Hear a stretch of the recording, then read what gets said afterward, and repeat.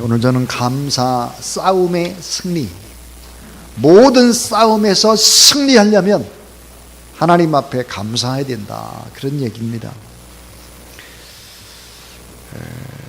여러분, 올해에 하나님 주신 말씀, 올해의 말씀 카드를 무엇 뽑으셨습니까? 저는 이제 송구영 씨 예배 때 말씀 기도하느라고 못 뽑고 1월 1일 날 11시 예배 마치고 나서 뽑았습니다. 그 말씀이 뭐냐면 마가복음 9장 23절이었습니다. 예수께서 이르시되 할 수 있거든요. 무슨 말이냐? 믿는 자에게 능치 못할 일이 없느니라. 제가 이걸 뽑았습니다. 너무 좋더라고요. 할 수 있거든요. 무슨 말이냐? 믿는 자에게 능치 못할 일이 없느니라. 이걸 뽑았는데요. 올해 뭐가 일어나겠구나, 그런 생각이 들어가면서 너무너무 기뻤습니다. 어느 날 영국의 콩쿨턴경이 부엌에서 일하는 하녀 한 명이 다른 사람과 이야기하는 소리를 듣습니다. 무슨 얘기를 했냐면, 나한테 5파운드만 있어도 정말 행복할 텐데 하나가 5파운드만 있으면 참 좋겠다. 그 하녀의 말이 계속해서 귓가에 맴돌았습니다. 자, 이 콩쿨턴경은 나에게는 있으나마한 5파운드가 저 하녀에게는 정말 행복을 가져다주는 것이구나. 그는 정말 한 사람의 행복해지는 모습을 보고 싶었죠. 그래서 5파운드를 주기로 마음을 먹었습니다. 그는 부엌으로 하녀를 찾아가서 우연히 대화를 듣게 됐다가 그녀가 행복해지길 바란다고 말한 뒤에 5파운드를 건네주었습니다. 하녀는 감사하고 감격하면서 너무너무 고맙다는 표현을 이 콩쿨턴경에게 했습니다. 자, 이제 부엌으로 나와서 한 사람을 참 내가 행복하게 했구나, 작은 선행에 기뻐하면서 문 밖에 서 있었습니다. 그때 안에서 하녀가 중얼거리는 소리가 또 이 콩쿨턴경의 귀에 들렸습니다. 그 하녀는 이렇게 중얼거렸습니다. 난 참 바보야. 왜 10파운드만 있으면 행복할 텐데 10파운드라고 말하지 않고 왜 5파운드라고 했나? 이미 자신이 원하는 것을 소유하고도 감사하지 못하는 이 사람은 욕심의 수렁에서 허우적대는 불행한 사람이구나 하는 것을 알 수 있었습니다. 많은 사람들이 감사의 중요성을 압니다. 그런데 왜 감사하지 못할까? 감사 생활의 적이 뭘까요?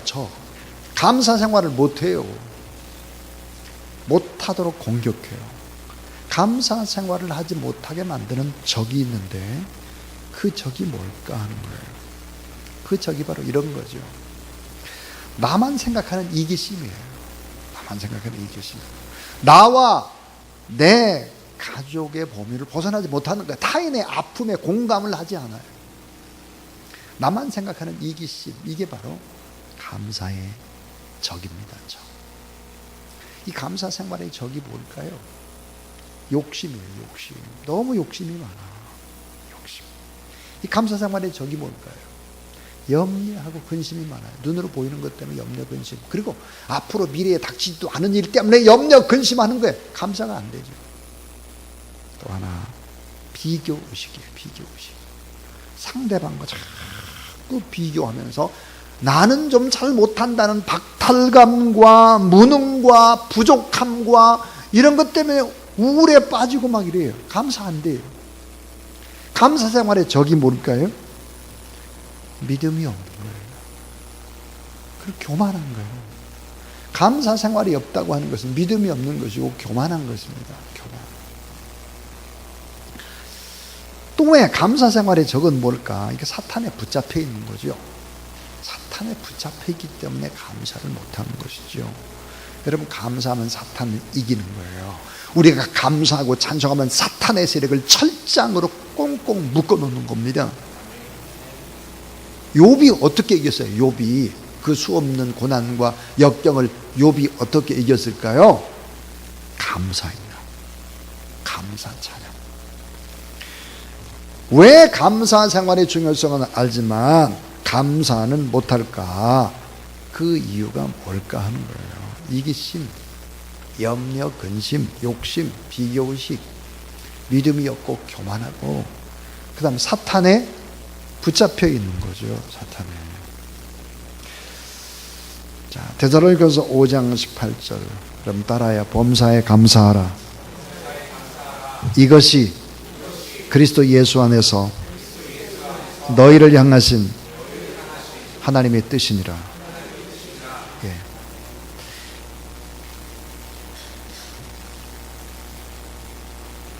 참, 말씀을 전하는데 또 저러고 돌아다니는 건 또 처음이네. 아유, 대체 왜 저럴까요?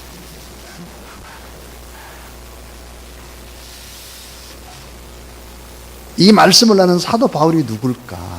바울. 이 바울과 테크라 행이라고 하는 외경에는 바울의 인상착의를 이렇게 표현하고 있습니다.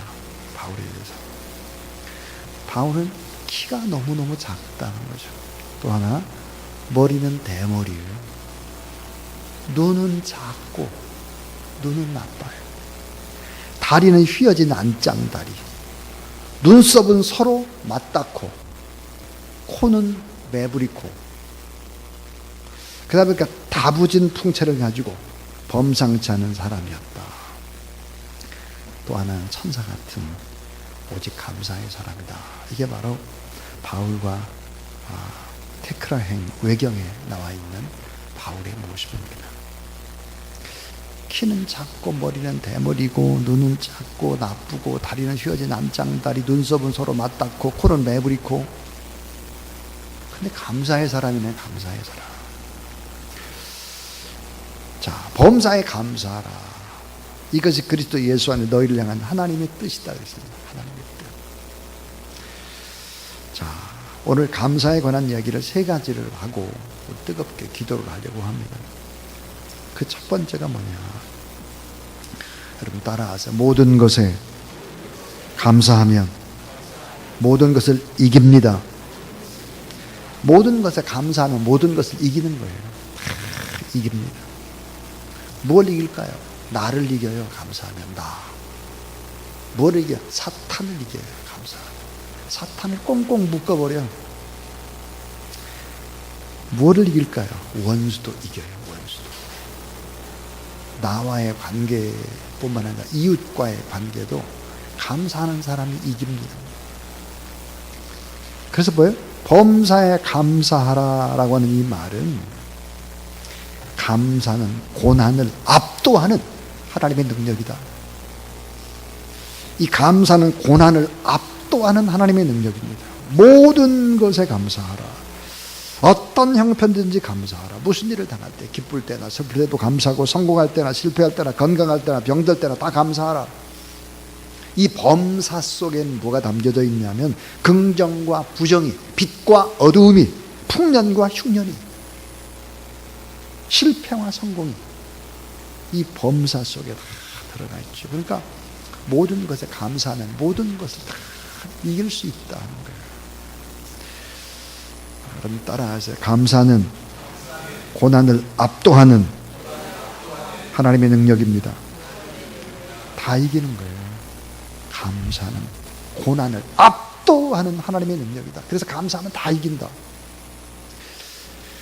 자, 감사하고 찬양하면 모든 것들을 다 이기죠. 욥도 그래서 이겼고, 다윗도 그렇고, 오늘 본문의 바울도 마찬가지예요. 세상 사람들을 언제 감사할까? 좋은 일이 일어날 때만 감사합니다.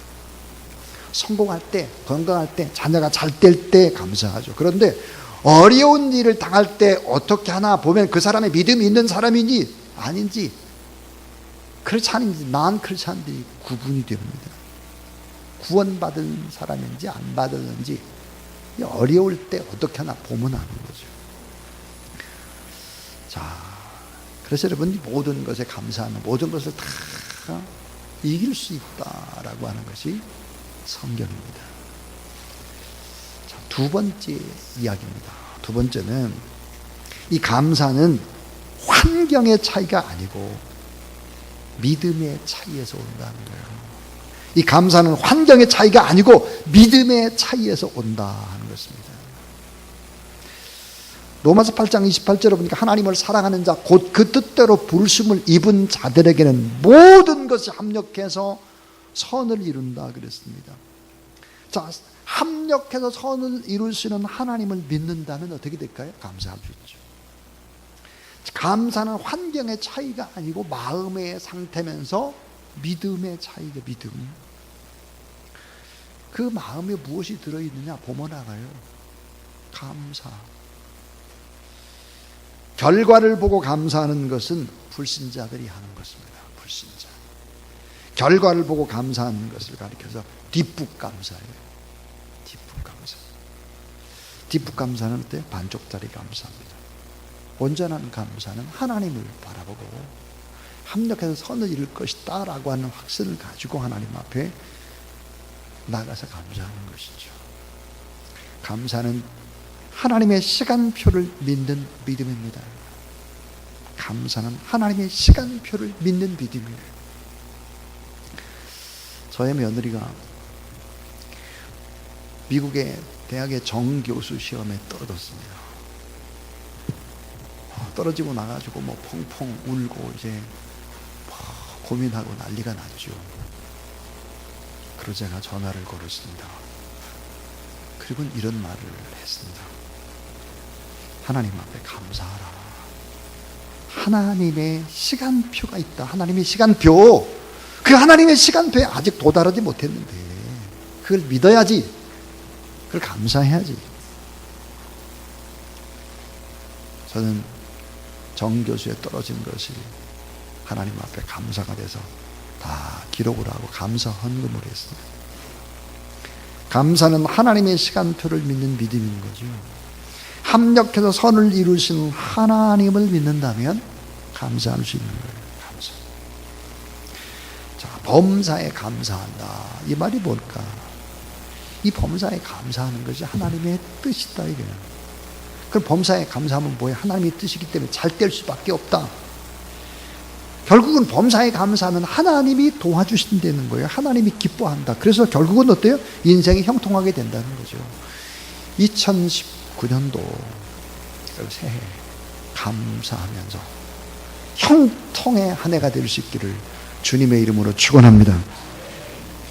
감사는 하나님의 시간표를 믿는 믿음인 거예요. 감사는 환경의 문제가 아니고 믿음의 문제고 구원의 문제다는 거죠. 자, 누가 고난당하는 걸 원하겠습니까? 다 고난당하는 걸 원하는 사람이 없어요. 근데 지금 엄청 고난받는 자에게 고난이 선물입니다. 이런 말을 하기가 어렵습니다. 자, 우리 최은 안수집사님이 저렇게 막 고통을 받고 있는데 이 고통받는 게 축복입니다. 고통받는 게 이게 선물입니다. 이런 말을 하기가 쉽지 않아요. 고난 중에 꼭 감사하세요. 이 말도 어렵습니다. 왜 그럴까요? 그런데 왜 감사해야 될까요? 그것은 지내고 나야 훗날에 고난이 선물인 걸 알기 때문입니다. 시간이 지나야 돼. 시간이 지나야 훗날에 고난이 선물임을 아는 것이죠. 그러니까 어때요? 믿음이 있는 사람들은 어때요? 미리 잘 될 것을 알기 때문에 미리 땡겨서 감사를 하는 거예요. 미리 땡겨서. 이게 믿음이죠. 자, 10달간의 산고의 고통을 다 겪어낸 다음에 엄마가 자녀를 낳습니다. 그 자녀는 귀한 보물이고 선물이죠. 고통의 의미를 부여하면 이기고 참고 견디고 감사할 수 있는 것이죠. 인생에서는 참 엄숙한 것이 있습니다. 고난의 시간이 면제된 사람이 단 한 사람도 없다는 거예요. 자, 고난에 면제된 사람이 단 한 사람도 없고 고난의 과정은 어렵습니다. 그런데 이 과정을 믿음으로 겪어내잖아요. 감사함으로 겪어내잖아요. 이 결과는 엄청난 선물이고 이 결과는 엄청난 축복이고 엄청난 유익이다 하는 거죠. 그래서 미리 믿음으로 당겨서 어려운 일이 있을 때 여러분은 믿음으로 당겨서 감사하는 저와 여러분 우리 모두 다 될 수 있길 주의 이름으로 축원합니다. 따라하세요. 감사는 소망의 증거다. 감사는 소망의 증거인 거예요. 내 가슴 속에 소망이 있다는 증거. 그래서 어려워도 감사하는 것입니다. 이 고난은 구원이라고 하는 큰 숲속의 작은 나무 가지의 이야기입니다. 그러므로 예수 그리스도의 십자가의 고난이 가져다 주는 상상할 수 없는 선물에 비춰보면 인간의 고난이 해석되고 감사할 수 있게 된다 하는 거죠. 지내고 나서야 감사하지 말고 미리 당겨서 감사해 보라 하는 거예요. 마지막 세 번째 이야기입니다. 자, 이 고난을 잘 감내하는 감내 지수가 높아야 합니다. 고난의 감내 지수, 감사의 감내 지수가 있습니다. 순종의 감내 지수가 있어요. 자, 이 고난의 감내 지수, 감사의 감내 지수, 순종의 감내 지수는 언제나 비례하는 거죠. 언제나 같이 갑니다. 같이. 고난이 올 때 감사하고, 고난이 올 때 하나님 앞에 오히려 더 내 자신을 치면서 순종하는 이런 지수가 높아야 된다는 거죠. 자, 모든 것이 편리해지고 지식과 정보가 홍수처럼 쏟아지고 있습니다. 자기 표현, 자기 욕구 마구 표출합니다. 1인 방송을 하고 우리 교회 교회 학교 어린 아이들도 방송을 하더라고요. 네? 요즘 보니까 자기 방송해요. 근데 인간은 더 깊은 고난과 절망과 셀 수 없는 상처와 우울과 고통 속에서 반항하고 있습니다. 발광하고 분노하고 미치고 있어요. 올해 100세를 맞은 철학자 김영석 교수님이 이런 말을 했습니다. 요즘 인류에게 희망이 있는가? 없다는 거예요. 그러면 기독교가 그 희망이 되지 않으면 안 된다는 거죠. 예수 그리스도는 누군가? 김영석 교수님이 그렇게 말했어요. 예수님은 인간의 고생과 인간의 고통을 사랑으로 대신 짊어지신 분이다. 그래서 예수를 믿으면 희망이 있고 교회는 희망을 줘야 된다. 교회는 어떤 것인가? 사랑을 주는 어머니 품 같은 것이 교회야 된다. 사랑을 주는 어머니 품, 그게 교회라는 거예요. 교회는 희망을 줘야 된다는 거예요.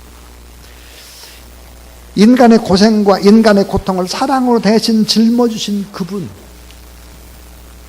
바라보며 희망을 품고 감사하고 그렇게 하는 것이 교회라는 거죠. 제가 참 좋아하는 지금 돌아가셨는데 안병욱 교수님 철학을 하셨잖아요. 이 교수님께서 이런 얘기를 하셨습니다. 참 기가 막힌 얘기죠. 인간 중에서 가장 훌륭한 인간은 누굴까? 거짓이 없고 겸손하고 성실해야 한다 그랬어요. 자, 거짓이 없고 겸손하고 항상 성실한 사람. 그런데 이 사람들에게 꼭 필요한 것이 하나가 더 있다 그랬어요. 자, 거짓이 없고 겸손하고 항상 성실해야 돼.